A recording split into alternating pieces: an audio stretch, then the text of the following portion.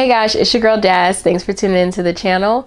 And today's video is a little different because it's not a mom vlog, but I wanted to sit down with y'all because I haven't posted in like 2 years. And before I posted anything in 2025, I wanted to share my testimony and just let y'all know how I found Jesus, because I just feel like I've never sat down and told anybody that outside of like the people I've met in real life.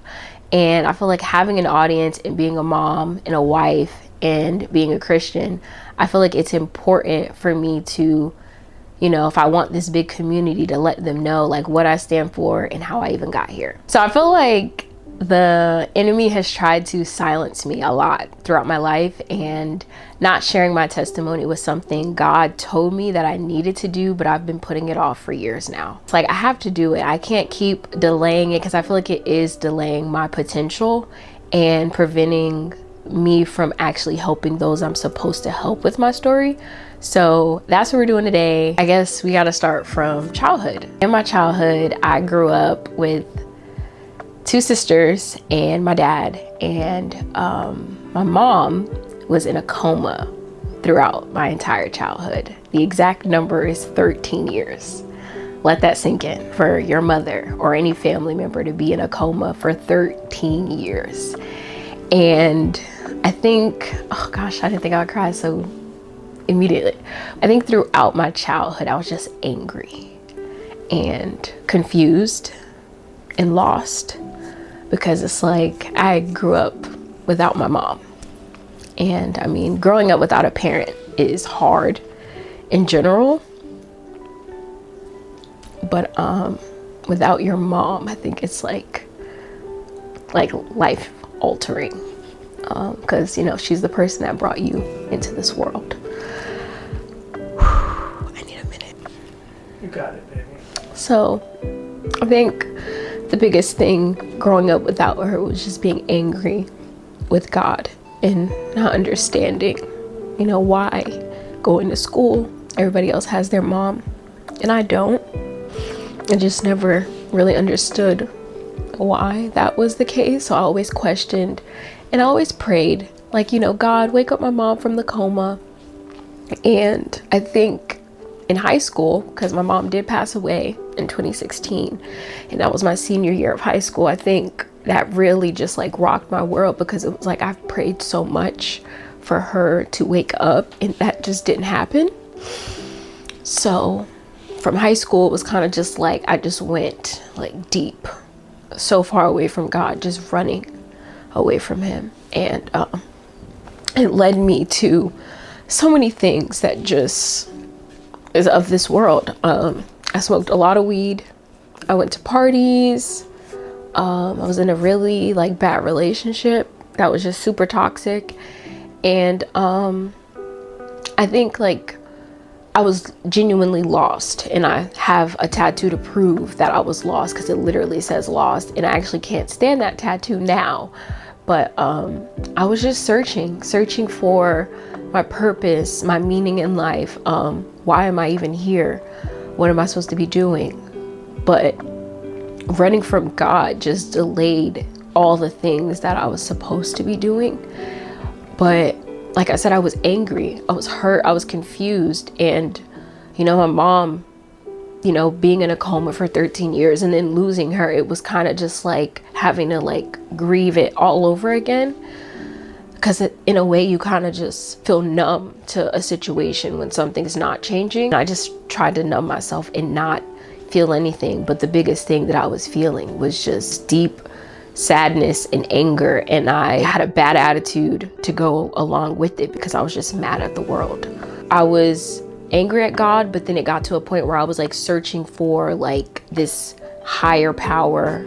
You know, people like to say the universe, and I started to like really dive into new age and just spirituality and just searching, because when you are lost, you are looking for where you're supposed to be and where you belong. And ultimately we belong to Jesus. He is the person that loves us and cares about us. But I didn't know that at the time. So I just found myself in so many other areas when I was in that bad relationship, looking at other religions and like I said, spirituality. These are all the things that I was like dabbling into, and it just pulled me further away from God.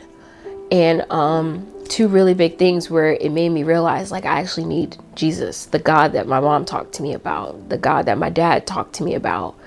And after being in a car accident and also being sexually assaulted in college, I really just wanted to find like what genuine love was, and not knowing like that was Jesus all along, because he kept me all along. I didn't die in that car accident. I wasn't, seriously hurt being sexually assaulted. It wasn't something that was like life ending, I should say. But throughout all those experiences, meeting my husband was like the biggest change in my life, because I always throughout life said, oh, I'm gonna, marry a man of God. But as a person, I wasn't a woman of God. So I was walking around saying like, oh, like, my husband will be a man of God. And when I actually did meet my husband, that's when things changed for me. It was almost like literally the world in us meeting. It was like the enemy was like, oh no, like it's happening. That's literally how I like see it now. It's like, oh no, like she's met exactly who she's supposed to be with. And it is going to like shake this world now that they have met. So after I met my husband, so many things like went wrong in my life. But him knowing God made me realize like, oh, I'm supposed to know God too. Like I'm supposed to be following Jesus. So I'm not sitting here saying like, oh, my husband's the reason I'm following God, because like I said before, I was searching. But meeting my husband was that turning point of me finding Jesus, because he knew who Jesus was. And my husband was the first representation of, for me,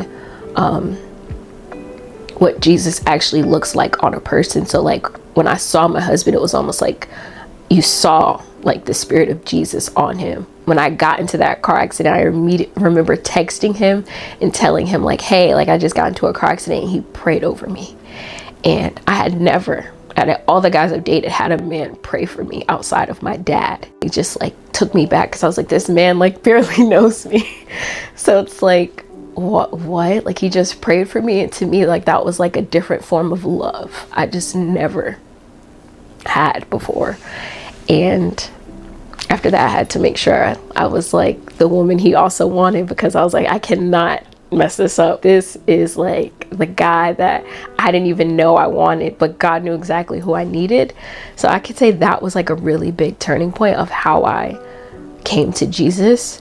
But it took a lot of like my own work, because there was a lot of things, like I said, I was like into new age, and my husband kind of like questioned it. Like any man of God would have ran like whoa, like she's into a bunch of stuff that's like against Jesus. But my husband was very patient with me.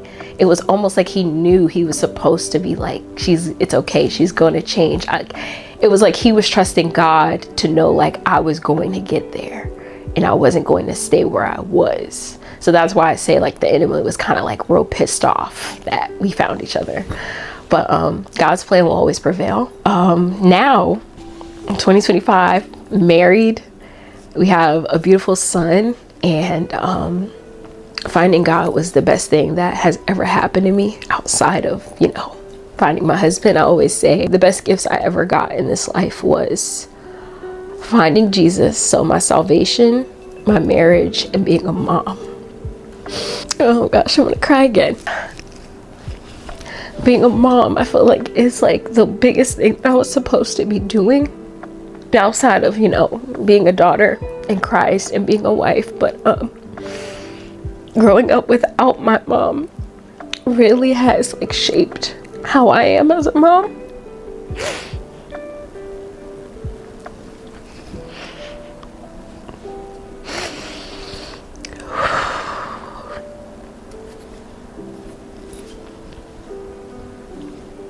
I'm trying not to ugly cry, guys. I never thought I'd be the person sitting here crying on the internet, but here we are.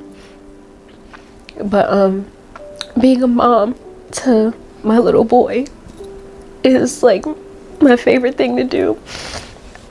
I love just being with him and just watching him grow, and it just makes me feel like I'm healing the little girl that didn't get to have her mom watch her grow.